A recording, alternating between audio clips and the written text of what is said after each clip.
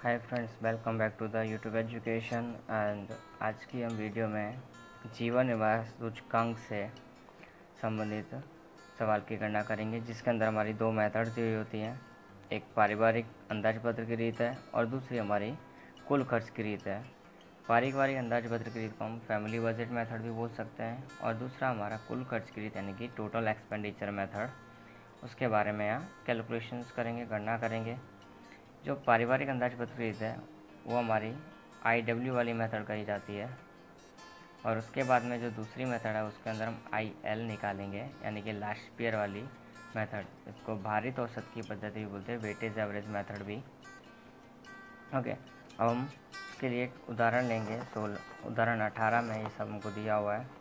ये हम चेक करेंगे पहले कि निम्नलिखित सूचना पट से वर्ष 2014 को आधार वर्ष मानकर 2015 के कुल खर्च की विधि से एवं पारिवारिक अंदाज पत्र की विधि से जीवन निर्वाह सूचकांक की गणना कीजिए। तो पहले देखते हैं, हम वस्तुएं दी हुई हैं, दो अलग अलग वर्ष दिए हैं, 2014 और 15। एक पुराना साल है और एक नया साल है। पुराने साल को हम क्या मानते हैं, 0, और नए साल को हम मानते हैं 1। तो दोनों को मान लेंगे 0 और 1। वस्तुएं गेहूँ, चावल, दाल, तेल, कपड़ा, केरोसिन दिया है। इकाई दी है क्विंटल, किग्रा, लीटर, मीटर, लीटर। लेकिन इकाइयों के आगे कुछ लिखा नहीं है, लेकिन यहाँ पर एक हिडन क्विंटल यानी कि ऑटोमेटिकली कितना होता है, 100 किलो होता है। तो उसको खास ध्यान रखना है कि ये कितना होता है, 100 kg होता है, वो खास ध्यान में रखना है। फिर हमारे पास 2014 की मात्रा दी है, 2014 का मूल्य दिया है, 2015 का मूल्य दिया है, यानी मूल्य 2 बार दिया हुआ है और मात्रा 1 बार दी है। और कौन से साल किया वो, 2014। तो मात्रा को हम इंग्लिश में क्या बोलते हैं, Q। और 2014 हमारा पुराना साल है यानी कि 0, तो Q 0। उसके बाद में हमारे पास नया साल कौन सा है, 2015। तो 2015 का मूल्य दिया, तो मूल्य यानी कि P और उसका 1। 2014 0 और मूल्य यानी P, तो P0, P1 और Q0 तीन सूचना हमको दी हुई है, वस्तु दी हुई है। हम इसको नोट डाउन कर लेंगे कि जो जो चीज़ दी है उसको भी। तो कैसे लिखना है हम देखेंगे। पहले हम वस्तुएं लिखेंगे, कौन कौन सी वस्तुएं हैं, कौन सी नहीं हैं। तो वस्तुएं हम यहाँ लिख रहे हैं, उनमें सबसे पहले हमारी गेहूँ, फिर चावल, और उसके बाद में आता है हमारा दाल, तेल, कपड़ा दिया हुआ तो कपड़ा आएगा, और लास्ट हमारा है केरोसिन। फिर हमको दिया हुआ है क्या, देखो Q0 दिया हुआ है, तो पहले Q0 लिखेंगे। फिर हमको P0 और P1 दोनों दिए हुए हैं, तो उन दोनों को लिखेंगे। और आगे की गणना हम बाद में करेंगे कि क्या ढूंढना है क्या नहीं ढूंढना, हमारे सूत्रों के ऊपर डिपेंड करेगा। तो पहले 35, मात्रा में कोई चेंजेस होता नहीं है जब तक कि दर्जन ना हो या तो ग्राम ना लिखा हो, तब तक बढ़िया। ना तो कोई ग्राम है, ना कोई दर्जन, या तो नग है। तो ऐसे कैसे कॉपी मार देंगे। 35, 25, 20, 10, 20 और 15। फिर P0 यानी कि सिर्फ एक मूल्य, इसी को हमको देखना है, नीचे वाले मूल्य को हमको देखना नहीं है अभी के लिए। तो पहले हम लिखेंगे 1600, और यहाँ क्विंटल था तो हमने क्या बोला, मूल्य को 100 से भाग देना पड़ेगा, तो आएगा हमारा 16। फिर 40, 60, 80, वहाँ कोई चेंजेस नहीं है तो नहीं करने हमको, ज़बरदस्ती किसी के साथ में करेंगे नहीं। 30 और 28 जो है वो लिख देंगे ऐसे कैसे। नीचे अब 2015 का मूल्य यानी कि हमारा P1 होता है, उस P1 को लिखेंगे। इसको 100 से भाग दिया जाएगा क्योंकि यहाँ क्विंटल और यहाँ किग्रा, और एक क्विंटल में कितने किग्रा होते हैं, 100, इसलिए हम 100 से भाग दिया तो कितना आएगा, 1800 भाग्या 100, 18। बाकी सब जो है ऐसे कैसे, 45, 120, 90, 45 और 35। इतनी सूचना हमको दी गई थी, वो हमने यहाँ से लिख ली है। अब आगे की सूचना के लिए हम सूत्रों को देखेंगे। तो पारिवारिक अंदाज पत्र की रीत हमको क्या बताती है, पहले वो लिख लेते हैं। तो पारिवारिक अंदाज पत्र की रीत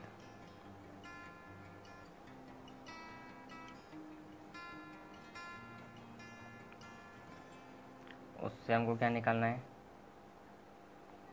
जीवन निर्वाह सूचकांक यानी कॉस्ट ऑफ लिविंग इंडेक्स हमको यहाँ निकालना है पारिवारिक अंदाजपत्र की रीत से।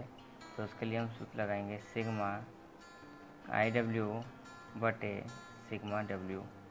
अब I कहाँ से आएगा, W कहाँ से आएगा, इसके बारे में हम चर्चा करेंगे। IW कहाँ से आएगा, तो I सबसे पहले हम देखते हैं। तो I कहाँ से आता है, सबसे पहला सूत्र हमारे चैप्टर का P1 बटे P0 गुणा 100। फिर W यानी होता है हमारा P0 Q0, और उसके बाद हमको ज़रूरत पड़ेगी IW की, और IW के बाद हमको ज़रूरत पड़ेगी लास्ट में इसके बाद जो सूत्र लगाना हमारा कुल खर्च की रीत।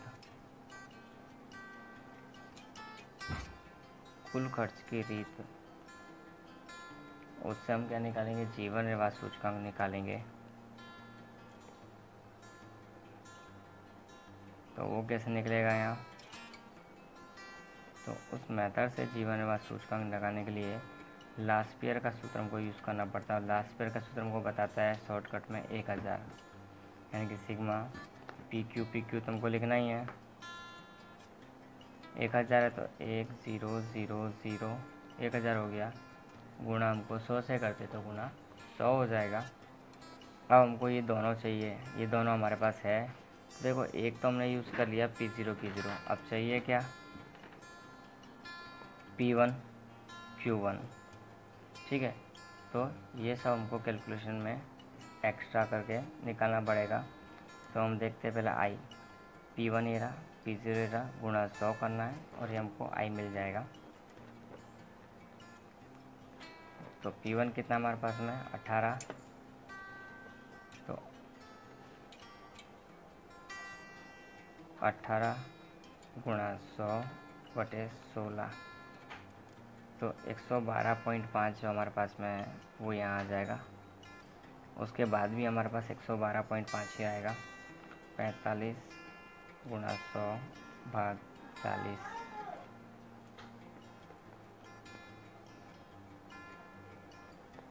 6 दूनी 12,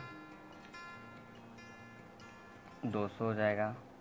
फिर 90 गुणा 100 भाग 80 करेंगे हम, तो फिर से 112.5 आएगा।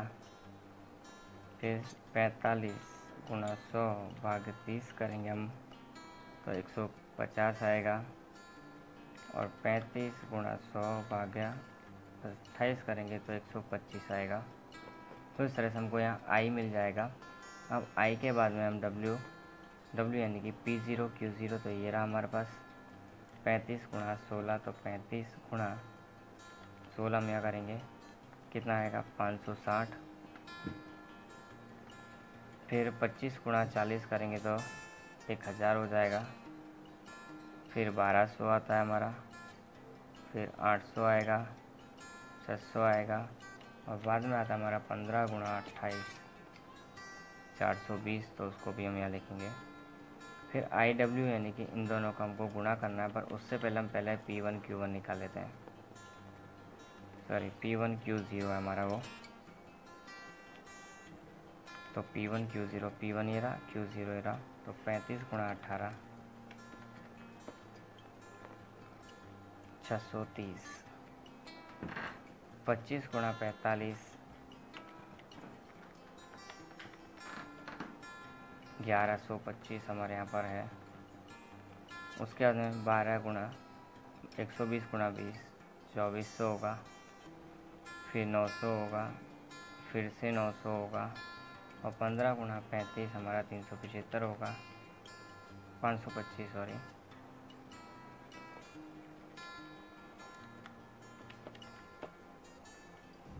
ओके, इतना हमको मिल गया। अब जब भी IW निकालना हो तो जो P1 Q0 हो उसी के पीछे 2 ज़ीरो लगा दिया जाए तो अच्छा है। तो देखो कैसे हम चेक भी कर लेते हैं। 112.5 गुणा 560 करोगे तो 63,000 आएगा। ओके, तो यहाँ हमारे पास जो ये निकाला हमने, इसको शॉर्टकट करना है, टाइम बचाना है, तो इसको हम यहाँ पे 00 लगा कर सकते हैं। फिर यही हमारे पास रिपीट होगा।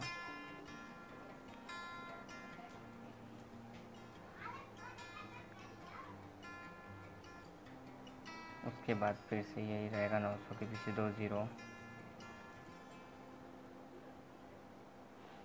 ओके, तो हम टोटल किसका करेंगे, IW इसका करेंगे, और लास्ट के जो 3 कॉलम ने बनाए उनका हम टोटल भी करेंगे। टोटल कर लेते हैं हम पहले। इसी का करता है IW का 63,000 प्लस 112,500 प्लस 24 के पीछे 4 ज़ीरो प्लस 90 प्लस 90,000 प्लस 525 के 2 ज़ीरो, यानी कि हमारा आएगा 6,48,000।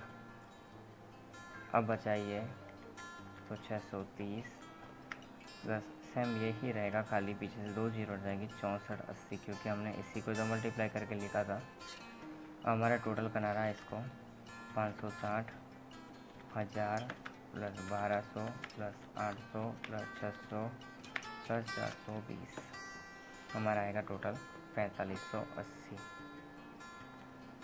अब IW टोटल ये रहा 6,48,000 बटे आता है 4580, तो 6,48,000 भाग 4580, आंसर आ रहा है हमारा 141.48 या 49, जो भी लिखना चाहे वो लिख सकते हैं।